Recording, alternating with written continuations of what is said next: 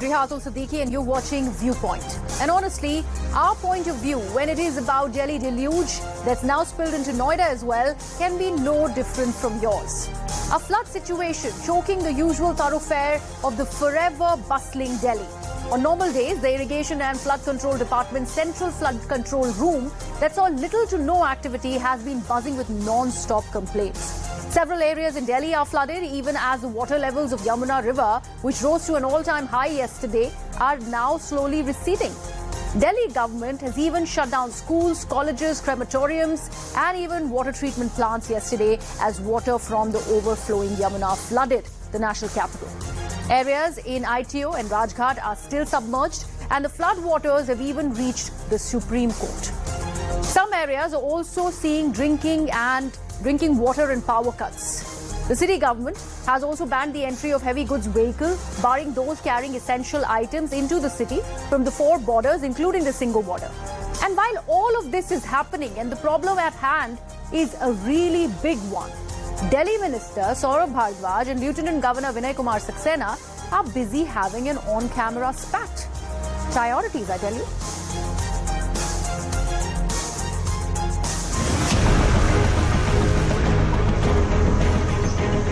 You can see in the visuals as well that still the residents can be seen leaving from this particular location. They have no other option but to leave from this particular site. They are moving towards either to their relatives or some other location.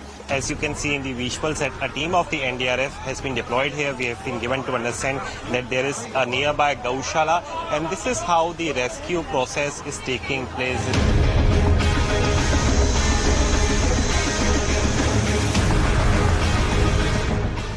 Ashwini ji को मैंने कहा, group पे लिखा, CS साहब भी थे उस पे सर, थोड़ी सी मदद हो जाती सर। मैं सौरभ जी ये कहना चाहूँगा कि ये समय नहीं है कि हम किसी के ऊपर ब्लेम करें या कुछ और टिप्पणी करें। Honorable CM has been continuously, not even an hour he might have slept. He has been talking, asking, calling everybody. जितनी जरूरत होगी उतना एनडीआरएफ की टीम यहाँ लगाई जाएगी। प्रधानमंत्री जी और गृह मंत्री जी का ऐसा निर्देश है।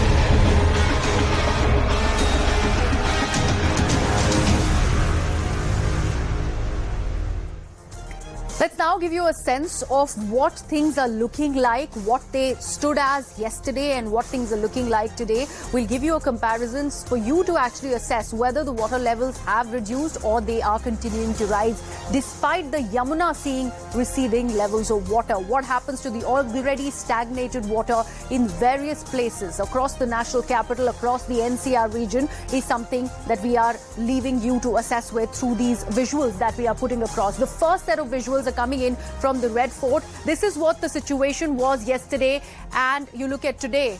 Well, according to me, these are exact same scenes that we are getting to actually witness from Red Fort. This is what the level of water was yesterday. Today, it's almost like a river from the Red Fort area. Something similar that we'd seen. If we take a look at the next set of slides, that one's coming to you from ITO. We'll play the next set of visuals from ITO, which is one of the most thoroughfare areas as far as the national capital is concerned. If you'll just change to the next slides, please, and give our viewers a sense of the ITO, and we will get to understand how things stand as far as ITO is concerned. Right now, this is what Red Fort looks like. These were visuals from yesterday. Remember, this goes to the ISBT area, and this is what it looks like today. An entire river, that entire patch of water has in fact risen. Let's take a look at ITO now. Now, if you look at ITO, this was yesterday, where you can see people trying to wade through the water. There are basic vehicles, even people trying to go ahead and go to the other side of this entire terminal, this entire road, which is, like I said, a thoroughfare, and this is what the situation is today. From what we can see, it's only an increase in the water levels. That's where, till where the eye can see, you can only see water all around. Even to go to this bridge, you have to actually get yourself submerged in water.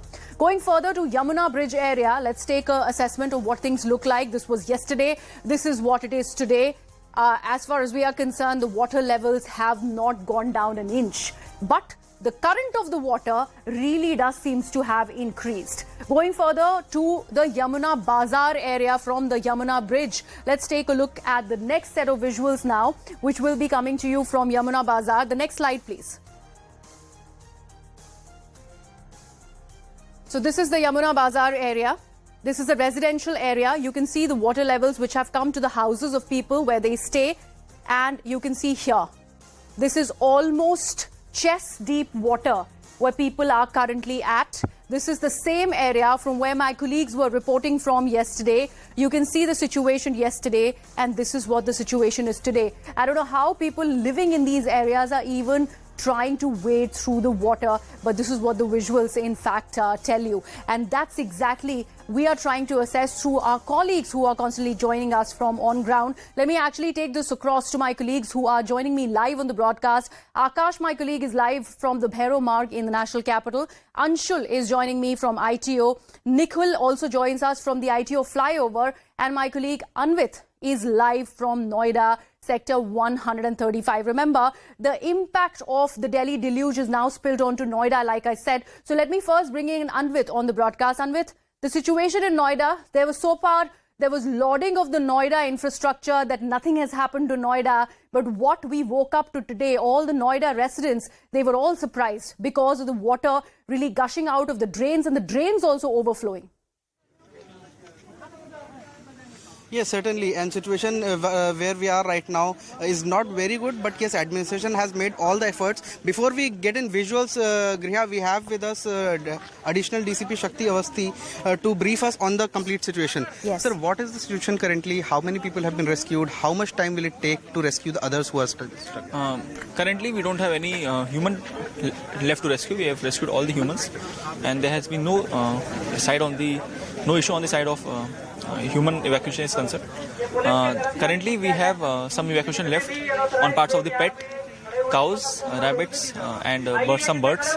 So we have around 6 to 7 boats which are currently operational. We have 8 to 10 tractors and trucks who have been bringing people and their pets. So this is the current situation right now. Sir, many people are here to rescue their cattle. Also, the truth is that they had been given advance notices, and a lot of gaushalas and pet stops that they are there, which are illegal also, which is also one problem that we are facing while evacuation, because exact number of pets was not with the police initially. So we did not have the number of pets, but we are evacuating those first which are near the coast because they are in the immediate danger of getting drowned. So all our boats are on the shore area, and we are ensuring that all those animals and pets who are currently in the danger of getting drowned, they are safely rescued by us. Also, what arrangements have been made for the people to get them food and shelter? Many shelter homes have been created in Noida. Currently, we have 3 shelter homes for humans and several other shelter homes for the cattle. So there are different shelter home made. Also, there has been a lot of community participation. We have been getting several requests to provide food, provide water to all those people who are involved in the rescue operation. So it's a combined effort by both the police as well as the society. So police have been working day and night. You can see they have been working overnight to rescue people. More than 2,000 people. We recently, just a short while ago, spoke to ADM Atul Kumar, who was here, and he is the nodal officer. And he said more than 2,000 people overnight have been rescued, and over 1,000 cattle have been taken out from these flooded areas, which you see there.